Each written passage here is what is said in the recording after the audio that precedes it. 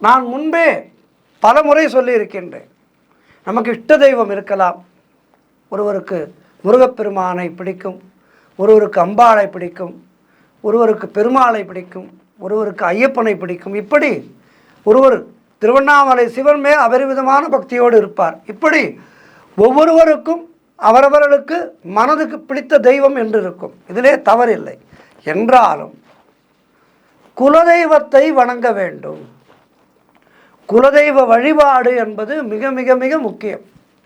நாம் தடுக்கி விழும்போது நம்மை உடனடியாக எழுப்புவது குலதெய்வம்தான். நமக்கு ஏதேனும் ஒரு கஷ்டம் வருகின்றது என்றால் அந்த கட்டத்திலிருந்து நம்மை உடனடியாக மீட்க ஓடி வருவது குலதெய்வம்தான். ஆனால் ஒன்று, குலதெய்வத்தை நாம் அழைக்க வேண்டும். குலதெய்வத்தை அனுதினமும் நினைத்து கொண்டே இருக்க வேண்டும். சாப்பிட உட்காரும்போது குலதெய்வமே இன்றைக்கு இந்த உணவை கொடுத்தாய் நன்றி என குலதெய்வத்தை நினைக்க வேண்டும். காலையிலே எழுந்திருக்கும் போதே குலதெய்வமே இன்றைய நாளிலே எனக்கு விடியலை கொடுத்தாய் என வணங்க வேண்டும். இப்படி குலதெய்வத்தை நினைத்து கொண்டே இருக்கும்போது நமக்கு எப்படிப்பட்ட கஷ்டம் வந்தாலும், அதாவது குலதெய்வத்தை நினைப்பவர்களுக்கு கஷ்டம் வராது.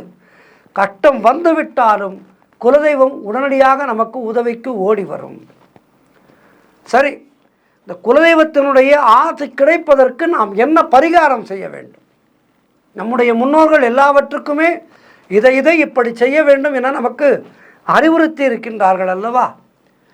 அப்படி நம்முடைய முன்னோர்கள் இதற்கு என்ன சொல்லி கொடுத்திருக்கிறார்கள், அதை இன்றைய நாளிலே பார்க்க இருக்கின்றோம்.